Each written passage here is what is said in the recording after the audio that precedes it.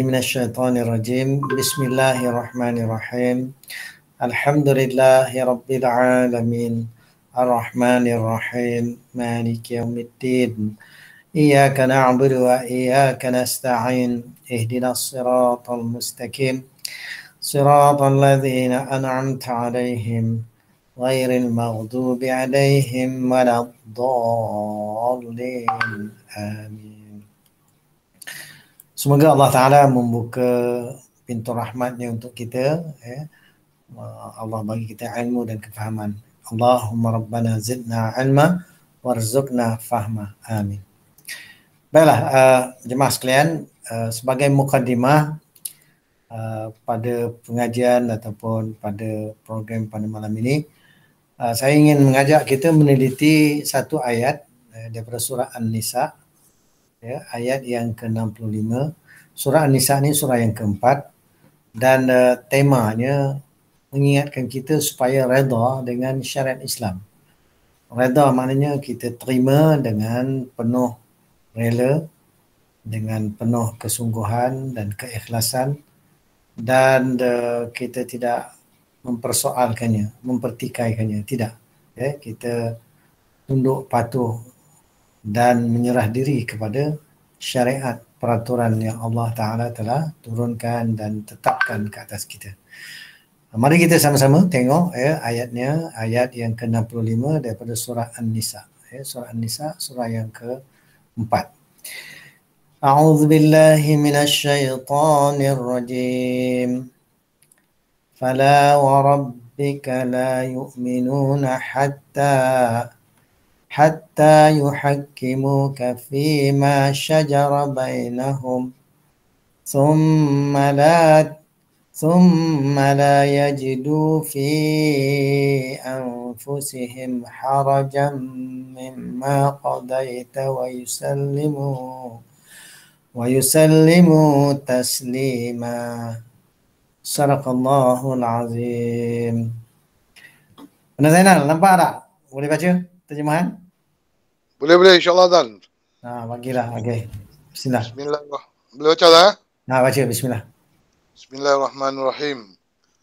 Maka demi Tuhanmu, mereka pada hakikatnya tidak beriman hingga mereka menjadikan kamu hakim dalam perkara yang mereka persisihkan. Kemudian mereka tidak merasa keberatan dalam hati mereka terhadap putusan yang kamu berikan, dan mereka menerima dengan sepenuhnya. Sadaqallahul azim. Sadaqallahul azim. Ya. Baik. Inilah ayat yang mengingatkan kita, ya, supaya apabila Rasul putuskan satu perkara, maka terima dengan sepenuhnya. Rasul SAW bila memutuskan satu perkara tu, dia ikut peraturan syariat yang Allah tetapkan. Baik, kita tengok semula dengan lebih terperinci. Fala wa rabbika, fa maka la di situ sesungguhnya tidak, ya. La tu tiada. Jadi ini expression dalam bahasa Arab. Lepas tu wa rabbika, wa tu demi rabbika, Tuhan engkau. Maka tidak sekali-kali kamu mengingkari, maka jangan. La tu maknanya jangan. Maka jangan sekali-kali, ya, melawan ataupun mengingkari apa yang Allah tetapkan ini. Demi Tuhan kau, ya. Wa rabbika, demi Tuhan kau. La yu'minuna, la tu tiada, yu'minuna mereka beriman, tidak mereka beriman, tiada mereka beriman, hatta sehinggalah. Yuhakkimu mereka berhukum. Mereka membuat satu keputusan, ya, dengan kau. Mereka berhukumkan dengan kau. Mereka membuat keputusan dengan apa yang telah engkau putuskan, ya. Fi pada ma apa yang syajara telah berselisih baina antara mereka. Jadi ayat ni bagi tahu demi Allah, ya, warabbika itu mana demi Allah, demi Tuhan kau, itu Allah Ta'ala. Tiada mereka tu dikatakan beriman sehinggalah mereka berhukumkan akan engkau, atau mereka memutuskan satu keputusan tu dengan keputusan engkau pada apa yang telah berselisih oleh ia di antara mereka. Summa, kemudian, la yajidu, tiada mereka dapati fi, pada ataupun dalam anfusi, diri-dirihim mereka, harajan. Harajan mana rasa sempit, rasa berat. Dia tak dapati dalam diri mereka ni rasa apa, sempit ataupun rasa keberatan. Mimma qadaita, mimma, min tu daripada ma, apa yang qadaita telah engkau putuskan. Qadi kan, qadi buat keputusan, ya. Qadaita telah memutuskan oleh engkau, telah menetapkan oleh engkau. Wa, dan yusallimu, mereka menyerah diri, ya, tasliman, dengan penyerahan yang penuh. Maka Allah beritahu, ya, tak dikatakan beriman sehinggalah mereka, orang yang berselisih ni, berhukumkan dengan kau pada apa yang mereka telah berselisih sesama mereka. Kemudian bila dah Rasul buat ketetapan, meletakkan satu keputusan, ya, tiada mereka dapati dalam diri mereka ni rasa sempit dada ataupun rasa sulit, rasa payah untuk menerima. Dia tak macam tu, ya. Dia tidak rasa keberatan pada apa yang telah Nabi tetapkan, keputusan, ketentuan, hukuman, dan mereka menyerah diri dengan penyerahan diri yang sepenuhnya. Dan ayat ini mengingatkan kepada kita bahawa, ya, sebagai orang Islam, sebagai orang yang beriman, maka hendaklah kita dengan sikap pendirian yang betul, iaitu menerima apa saja ketentuan, ketetapan yang Allah telah tetapkan ke atas diri kita. Peraturan-peraturan hidup. Begitu juga bila ketentuan Allah untuk, ya, yang mengena ke atas diri kita. Kadang-kadang ada juga ketentuan Allah dari sudut apa? Ya, Allah takdirkan kamu akan ditimpa musibah. Maka kita pun tahu bahawa reda je lah. Dah sampai masanya ibu ayah kita contohnya, ya, sampai ajalnya, kita reda sajalah.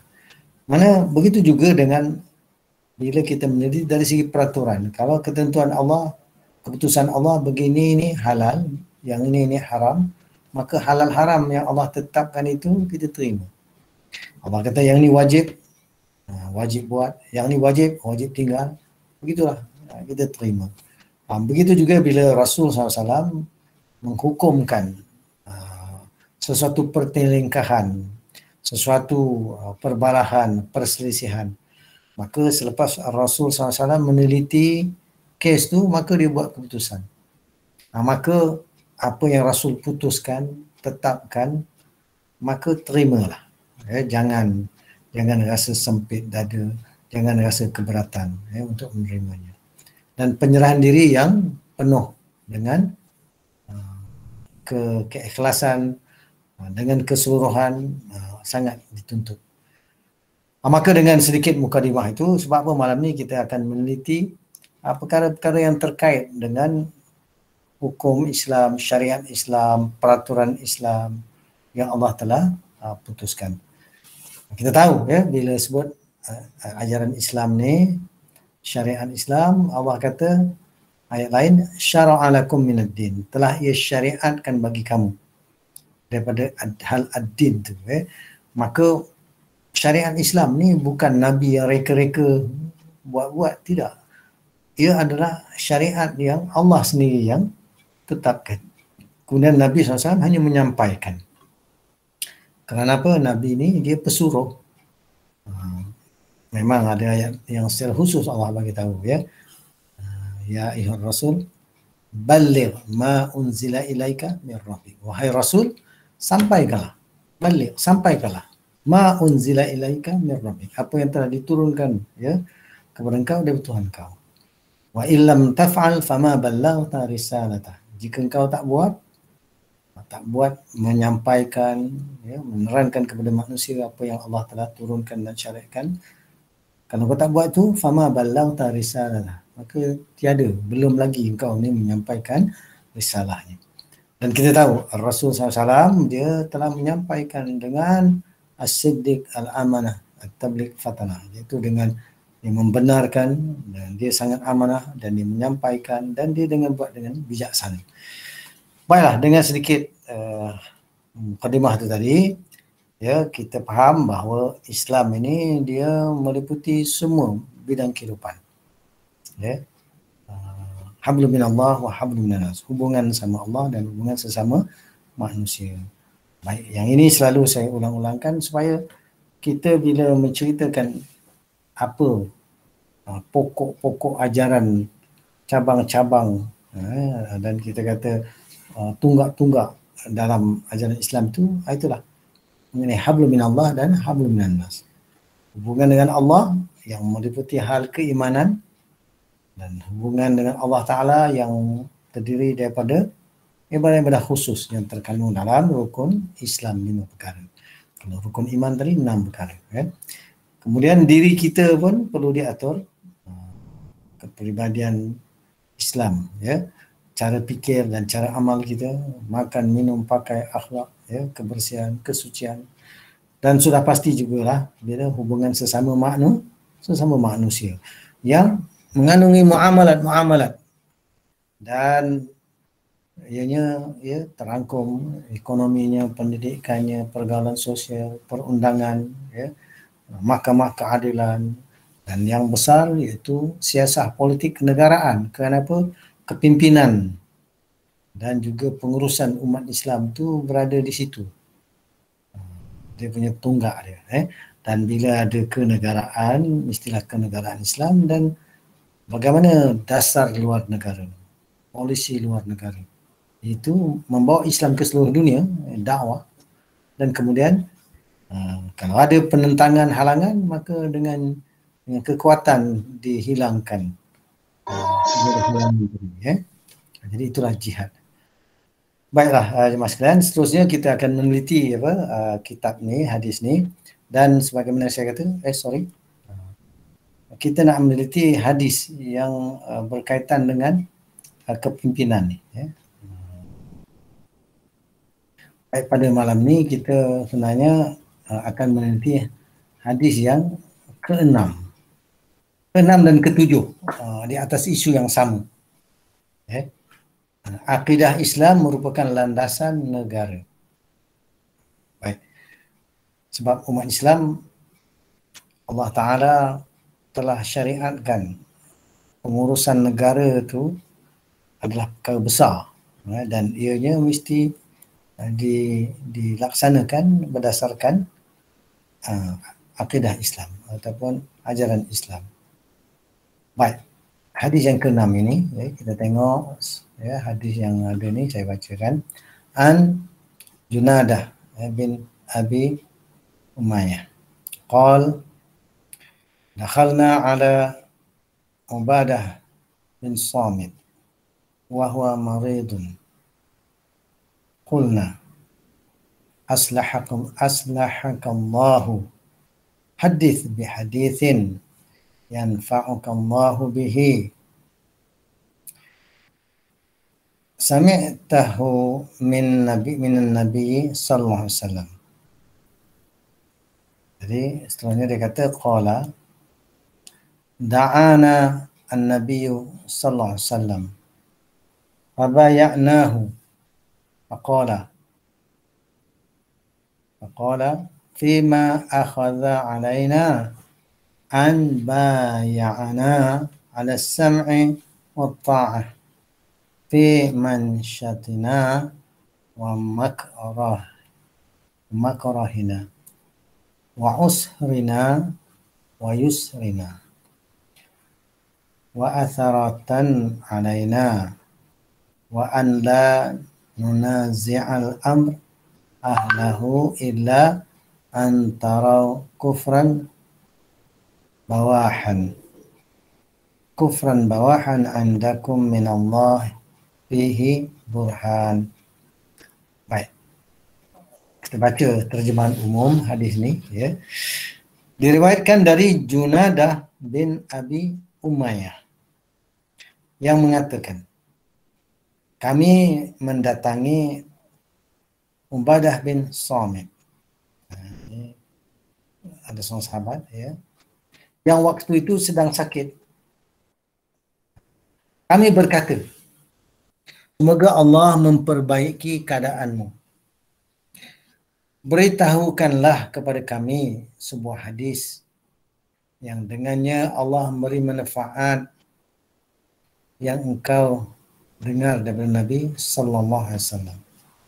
Jadi sahabat ni dalam keadaan sakit, orang datang minta sahabat ni berikan ilmu, sampaikan hadis yang kau dengar daripada Nabi SAW.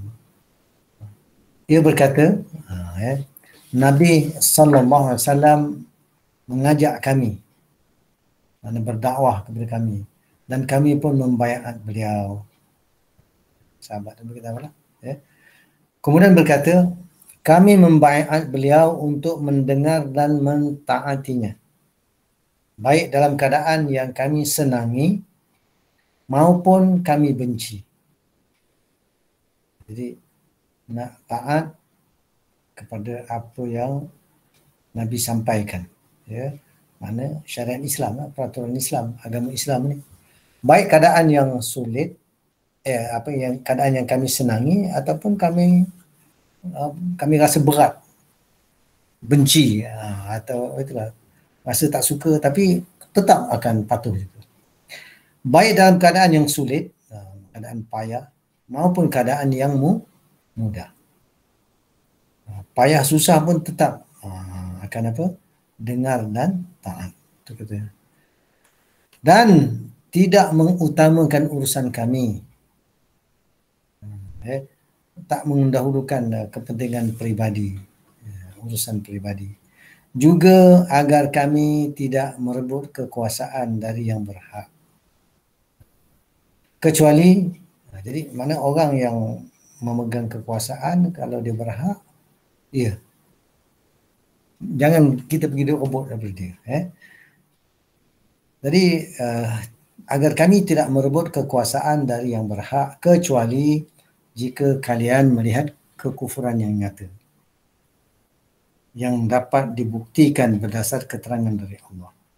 Jadi mana tidak akan dia menentang ataupun dia tak berebut kuasa selagi pemerintah tu dia melaksanakan ketaatan. Jadi kalau dia melihat kekufuran yang nyata yang dapat dibuktikan berdasarkan keterangan dari Allah Ta'ala, mana based on syariat Islam, Al-Quran dan Sunnah, maka kalau dia lihat benda yang tak betul, maka dia akan betulkan, menegur. Tapi selagi bukan maksiat, maka walaupun kita tak senang, tak suka, tapi dah pemerintah punya ketetapan, pemerintahan Islam, maka dipatuhi. Jadi mengenai isu yang sama dalam hadis yang berikut, ini kita tengok. Jadi dia ada dua hadis yang terkait dengan tajuk apa tadi? Kita baca, akidah Islam merupakan landasan negara. Jadi negara mesti ikut akidah Islam, syariat Islam, ajaran Islam sepenuhnya. Baik, hadis yang ketujuh, di atas kita kata perkara yang sama, ya.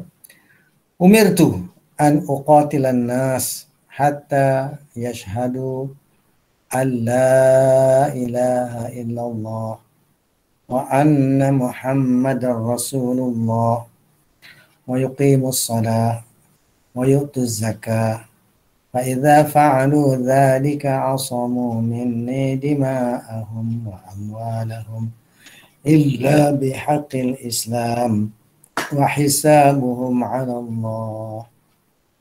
Baik, terjemahan umum dia, ya. Aku diperintahkan untuk memerangi manusia sehingga mereka menyatakan kesaksian la ilaha illallah wa anna Muhammadar Rasulullah, mendirikan solat, membayar zakat, dan jika mereka melakukan itu maka terperihalalah darah dan harta mereka dariku kecuali ada hak hukum Islam dan perhitungan mereka dengan Allah Ta'ala. Ini hadis riwayat Bukhari. Baik, hadis ni kalau kita tengok terjemahan bahasa Inggeris kita harus tengok bahasa Inggeris, kalau terjemahan bahasa Inggeris macam mana? Apa? The Islamic Aqidah is the basis for the state and its expansion. Jadi hadis yang sama, kalau tengok terjemahan bahasa Inggeris. It has been narrated on the authority of Junaidah bin Abu Umayyah, who said, we called upon Ubadah bin Samit, who was ill, and said to him, may God give you health. Narrate to us, mana beritahu, narrate to us a tradition which God may prove beneficial to us and which you have heard from the Messenger of Allah sallallahu alaihi wasallam. Jadi sahabat ni Ubadah bin Samit tengah sakit, jadi ada sahabat lain datang ziarah, kemudian sahabat lain minta sebab sahabat dia yang lebih senior, sampaikan, beritahu kepada kami perkataan Nabi, hadis Nabi yang engkau dengar daripada Nabi SAW sendiri, ya. Sebab hadis mesti hadis yang sudah pasti bermanfaat. He said, jadi Ubadah bin Samit kata, the Messenger of Allah called us, telah mendakwahkan kami, mengajak masuk Islam, and we took the oath of allegiance to him. Mereka memberikan bai'ah, ketaatan kepadanya. Among the injunctions he made binding upon us was listening and obedience to the Amir in our pleasure and displeasure. Listen and obedience, pleasure ke tak pleasure, still berikan kepatuhan. In our adversity and prosperity, dalam keadaan adverse, payah, susah, ataupun dalam keadaan senang. Even when someone is given preference over us, and without disputing the delegation of powers to a man duly invested with him, obedience shall be accorded to him in all circumstances. Jadi itulah, ini satu hadis yang tadi, yang terjemahan dalam bahasa Inggeris. Dan yang bahasa terjemahan tadi dia bersambung lagi, kan? Obedience shall be accorded to him in all circumstances. Patuh itu dalam semua keadaan. He said, except when you see clear kufur, disbelief, which you have proof from Allah. Jadi tidak berikan kepatuhan, ketaatan dalam perkara yang kufur, mana engkar kepada kebenaran yang Allah turunkan. Jadi hadis satu lagi adalah I have been ordered to fight the people until they bear witness that there is no God except Allah and that Muhammad is messenger of Allah, and they establish the prayer and give zakat. Jadi ini satu lagi hadis punya penterjemahan. Baik, kita tengok ulasan dalam hadis ni tadi, ada ulasan dia.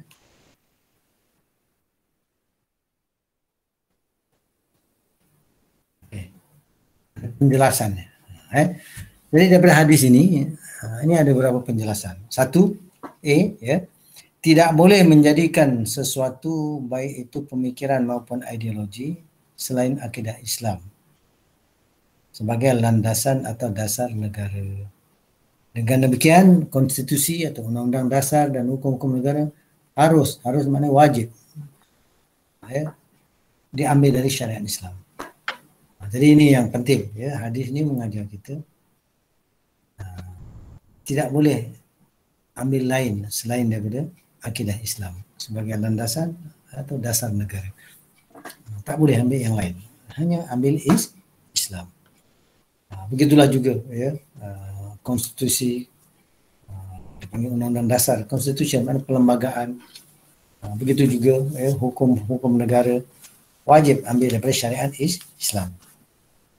Seterusnya, hadis pertama menjadi dalil bagi pernyataan di atas, kerana hadis tersebut menjadikan penyimpangan terhadap akidah Islam sebagai dasar atau alasan bagi umat Islam untuk melawan. Atau dengan kata lain, penguasa tidak boleh menerapkan suatu peraturan atau hukum yang tidak bersumber dari akidah Islam. Jadi itulah, daripada hadis ini juga mengajar bahawa kalau ada penyimpangan terhadap akidah Islam, maka ya, perkara ini tak boleh dibiarkan. Ya. Kerana apa? Kerana ya, dalam Islam kemungkaran tu Nabi kata apa? Man ra'a minkum munkaran falyughayyirhu biyadihi. Orang yang di kalangan kamu lihat kemungkaran, maksiat, kekufuran, maka dia kena ubahnya dengan tangannya. Mana bila ada bidang kuasa. Dan kita tahu fa'ilam yastati, tapi lisannya, kalau dia tak upaya, tak ada bidang kuasa, maka dengan lisannya menasihatkan dan seterusnya dalam hadis tu. Maka penguasa tidak boleh menerapkan peraturan yang tak bersumber dari akidah Islam. Kerana kalau dia menerapkan lain daripada ajaran Islam atau akidah Islam, sebenarnya dia telah buat kemaksiatan, kekufuran. C, yang ketiga. Riwayat-riwayat yang lain menjelaskan larangan untuk mengangkat pedang. Itu larangan memberontak melawan para penguasa selama mereka menegakkan solat, atau sepanjang mereka tidak melakukan kekufuran yang nyata, atau selama mereka tidak bermaksiat kepada Allah secara terang-terangan. Jadi semua riwayat tersebut menunjukkan bahawa penerapan dan ketundukan kepada hukum-hukum Islam adalah dasar bagi sahnya, dasar bagi sahnya kekuasaan mereka. Jadi itulah daripada hadis ni mengingatkan kaum muslimin tak boleh dia nak memberontak lawan pemerintah selama mana pemerintah tu sebenarnya menegakkan syariat Allah, hukum Allah. Mana tak melakukan kekufuran, tak maksiat secara terang-terangan. Jadi di sini menunjukkan bahawa apa? Bahawa negara, para penguasa hendaklah menerapkan hukum Islam, syariat Islam, peraturan Islam. Islam itu sebagai din wa daulah. Maka bila dalam keadaan para penguasa, para pemimpin itu mereka melaksanakan ini, maka kita dilarang untuk apa? Mengingkari atau menentang. Jadi kalau para penguasa yang tak melaksanakan perintah dan syariat Allah, maka kena ditegur, kena diperingatkan, kena disuruh supaya mereka membetulkan keadaan-keadaan yang menyimpang dari ajaran Islam. Seterusnya D, sebagaimana penjelasan Imam Nawawi, yang dimaksudkan dengan kekufuran yang nyata adalah dosa-dosa yang dilakukan secara terbuka.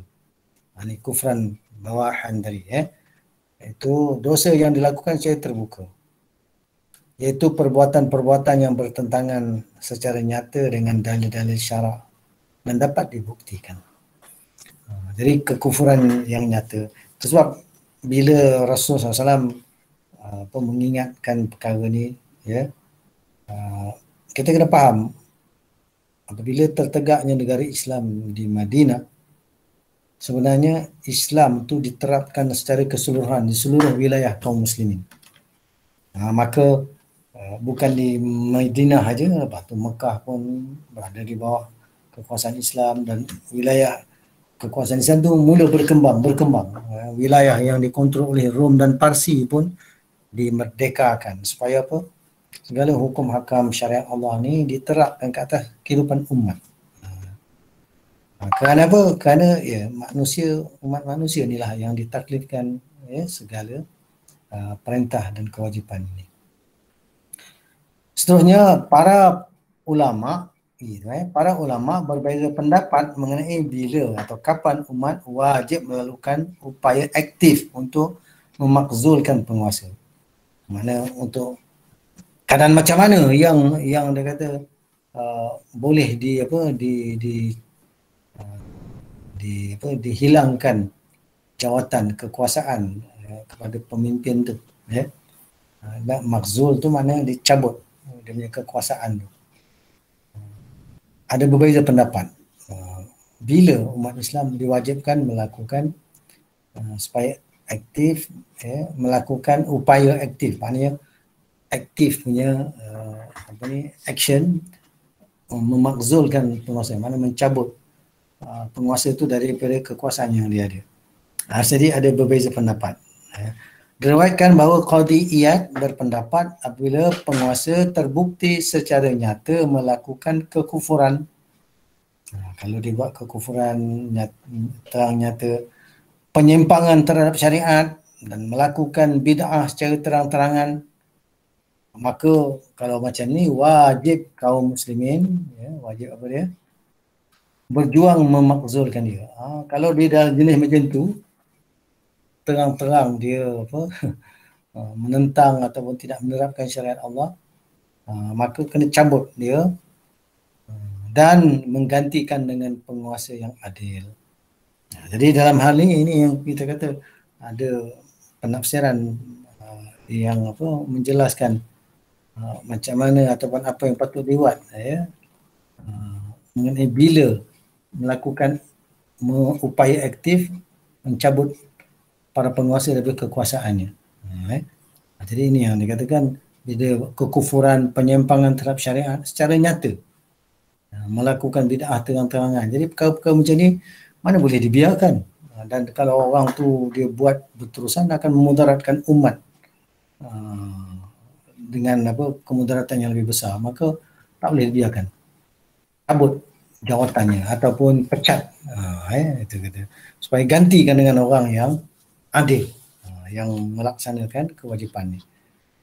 Baik, perlu dicatat bahawa semua hadis tersebut berkaitan dengan penguasa zalim yang sebelumnya telah sah menjadi pemimpin kaum muslimin. Jadi hadis-hadis ini menceritakan bahawa ini adalah keadaan apabila sebenarnya pemimpin itu telah dilantik dengan cara yang sah, lepas tu dia berlaku zalim mengenai diri dia, tak melaksanakan kewajipan. Sedangkan dia sebelumnya telah sah menjadi pemimpin kaum muslimin, tapi kemudian melakukan penyimpangan-penyimpangan. Jadi itulah nak gambarkan bahawa apa yang Nabi terangkan ni dalam keadaan bila dalam kenegaraan Islam, dalam pemerintahan Islam, apabila ketua pemimpin tu dia buat benda yang menyimpang tadi, maka nak buat macam mana? Itu boleh sampai peringkat menurunkan dia dari kekuasaan. Jadi itulah dia kata sebelumnya perlu dicatat bahawa hadis tersebut berkaitan dengan penguasa zalim yang sebelumnya telah sah menjadi pemimpin kaum muslimin tapi kemudian melakukan penyimpangan. Jadi hadis-hadis tersebut membahas para penguasa dalam sistem hukum Islam. Sehingga yang perlu diluruskan hanyalah peribadi. Jadi sistemnya dah betul dah, tapi individu tu ada kelemahan dan dianya perlu dibetulkan. Yang perlu diluruskan hanya peribadi pemimpin tanpa mengganti sistem. Sebab apa? Sistemnya dah memang sistem Islam. Pemerintahan Islam dah berlaku, ekonomi Islam dah berlaku. Semuanya dah berlaku, tapi individu tu yang menjadi ketua pemimpin dia buat benda yang tak betul, salah, maka kena dibetulkan dia. Dengan kata lain, hadis tersebut berkaitan dengan koreksi pembetulan terhadap penguasa dalam sistem Islam apabila mereka melakukan penyimpangan. Jadi hadis ni sebenarnya nak beritahu bahawa penguasa-penguasa yang buat salah kerana kesalahan peribadi, tapi sistem Islam telah diterapkan, kenegaraan Islam telah diterapkan, hukum Islam, mahkamah Islam semua dah berlaku, tapi para penguasa tu, individu tu yang buat perkara yang tak betul, maka kena dibetulkan. Jadi Yang perlu diluruskan hanyalah peribadi pemimpin tanpa mengganti sistemnya. Jadi sebab apa, sistemnya dah Islam dah.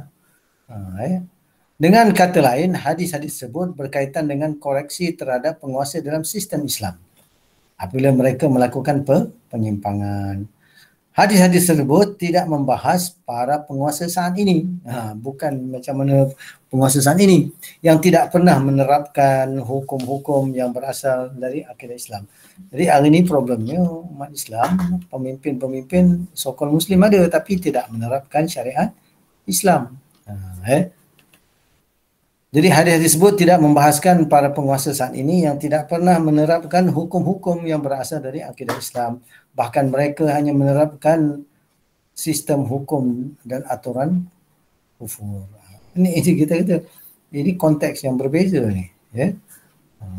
Jadi kalau dulu peribadinya mungkin ada kelemahan dan kesilapan ataupun dia hanyutkan ke tetapi sistemnya masih Islam. Hari ini masalahnya sistem pun bukan Islam. Apatah lagi pemikiran dan amal dia pun tidak menepati ajaran Islam. Lagi masalah berganda. Hadis kedua menunjukkan bahawa akidah Islam tidak hanya menjadi landasan bagi kekuasaan dan pemerintahan. Lebih dari itu, Rasul sallallahu alaihi wasallam mensyariatkan jihad dan menjadikannya sebagai kewajipan bagi kaum muslim untuk menyebarluaskan akidah Islam kepada seluruh umat manusia. Jadi hadis yang kedua tadi mengingatkan kita bahawa akidah Islam dia menjadi landasan bagi kekuasaan dan pemerintahan. Juga Rasulullah SAW mengingatkan jihad, kewajipan bagi kaum muslimin untuk menyebarluaskan akidah Islam kepada seluruh manusia. Jadi cara Islam itu berkembang sebenarnya dengan dilaksanakan dakwah dan jihad. Mana bila dakwah tu maknanya menyampaikan kebenaran dan ajak manusia ikut kebenaran, Dan kalau ada halangan dan penentangan maka kena dibetulkan. Walaupun memerlukan kuasa tentera. Sebab apa? Kemaksiatan, kekufuran tak boleh dibiarkan. Baik, bila kita tengok inilah hadis yang mengingatkan bahawa bila sebut kenegaraan Islam ni, maka akidah Islam itulah merupakan landasan bagi kenegaraan. Inilah perkara besar. Jadi dalam dunia umat Islam hari ini, apabila kita teliti bahawa akidah Islam, agama Islam itu tidak dijadikan sebagai landasan negara. Walaupun kita tahu yang memegang kekuasaan itu adalah umat Islam juga. Tapi macam mana mereka mengabaikan amanah tanggungjawab yang besar ni? Maka kita tak mahu kita terperangkap dalam keadaan begitu. Jadi itulah, ini dalam pengurusan dunia umat Islam, dalam kepimpinan kita kena faham bahawa landasan negara adalah berasaskan kepada apa yang Allah dan Rasulnya telah perintahkan. Baik, jemaah sekalian, kita kaji apa yang berlaku dalam dunia umat Islam hari ini sebenarnya adalah sesuatu perkara yang amat mendukacitakan ataupun menyedihkan. Apa dia? Sebagai penutup saya nak bacakan hadis ni. Nabi kata layung qadanna oral Islam urwatan. Fakullaman taqadas urwatun tashabbathan nasu bilati taliha wa awwaluhunna naqdan al-hukmu wa akhiruhunna as-salat. Apa maksud dia? Kata Nabi SAW, sesungguhnya ikatan Islam akan terburai satu demi satu. Setiap kali satu ikatan terburai, orang-orang bergantungan pada ikatan selanjutnya. Yang pertama sekali terburai adalah masalah hukum pemerintahan dan yang terakhir adalah solat. Ini. Hari ini inilah apa yang kita sedang hadapi, iaitu ikatan-ikatan Islam yang mengikat kita, yang menyatukan kita sebenarnya dah tak ada. Dah terlerai, dah terungkai, dah terlepas dah. Ya. Satu demi satu, satu demi satu. Maka setiap kali ada satu ikatan yang mengikat kita itu terlerai, dah tak mengikat, maka manusia nak berpindah kepada ikatan berikutnya. Sebab ya, kita tahu umat Islam adalah umat yang sedar amanah tanggungjawab. Tapi bila dah berlaku, maka dah terlerai satu, tak boleh nak pegang, mereka berusaha untuk berpegang kepada ikatan yang lain, simpulan yang lain. Maka wa awwaluhunna naqdan al-hukmu, yang paling awal terlerai, ya, terburai adalah pemerintahan Islam. Al-hukmu, sistem pemerintahan. Bila sistem pemerintahan tu dah terlerai, maka sistem kenegaraan pengurusan umat bukan lagi ikut syariat Islam. Maka ekonomi pun dah tak ikut Islam, sistem pendidikan tak ikut cara Islam, sistem sosial tak ikut cara Islam, ya, mahkamah-mahkamah keadilan pun tak ikut hukum Islam. Begitu juga, ya, bila kenegaraan Islam tak ada, sampai dasar luar negara pun dah tak ikut Islam. Maka satu demi satu bermasalah, tak ikut apa syariat Islam. Maka yang seterusnya, last sekali, wa akhiruhunna as-salah, yang akhir sekali terlerai adalah solat tu sendiri. Sampai solat pun dah tak menjadikan umat ini bersatu kuat kukuh. Bahkan hari ini bila kita meneliti kehidupan umat Islam, ramai yang tak solat satu. Begitu juga ramai yang solat tapi tak mengerti dan faham apa yang dia buat, apa yang dia baca dalam solat. Kerana sistem pendidikan melahirkan generasi kelompok yang macam tu. Maka kalau kita secara peribadilah tak berusaha untuk mendalami solat, mendalami bacaan Al-Quran, maka kita akan berada di takuk lama, iaitu sampai tak faham mengerti apa yang dalam Quran, apa dalam sunnah, dan apa yang mereka buat dalam solat. Maka hari ini umat Islam ramai tapi macam apa? Utha'un ka utha'i sail, macam buih yang dibawa arus. Lemahnya kita. Maka yang mengikat kita ni terlerai satu-satu, daripada yang nombor satu yang paling besar yang mengikat kita ada al-hukmu, pemerintahan.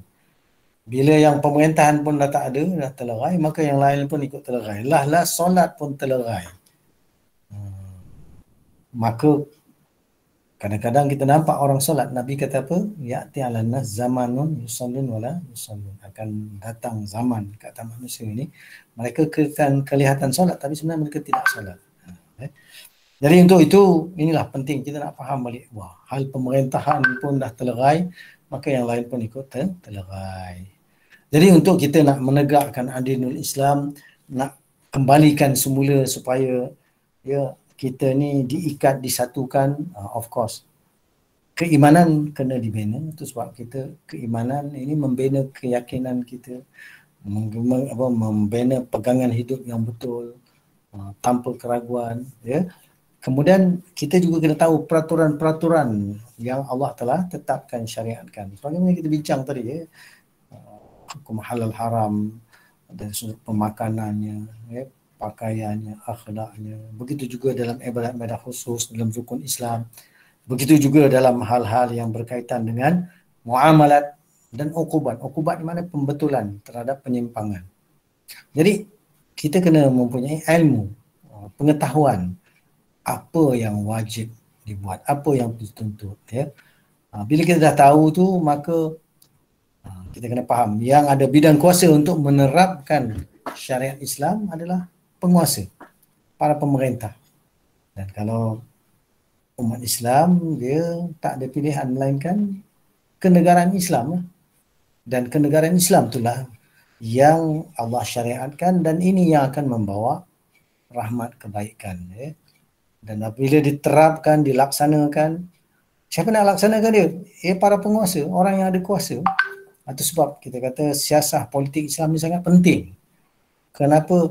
Bidang kuasa tu ada di tangan para penguasa.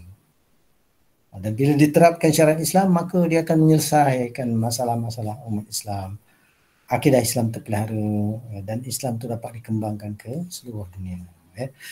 Maka inilah pentingnya kita nak faham kepimpinan yang ada dalam dunia umat Islam, dalam kenegaraan punya level. Maka dan juga mereka ni adalah orang yang mengatur urusan umat Islam. Maka tak ada pilihan lain melainkan ikut apa yang Allah syariatkan. Baiklah, jemaah sekalian, begitulah dia pada malam ini punya perkongsian, iaitu kita bincangkan tadi berkenaan dengan bagaimana kewajipan tanggungjawab para penguasa untuk menerapkan syariat Islam. Kita tak ada pilihan lain melainkan syariat Islam. Dan syariat Islam ni dia akan membawa rahmat.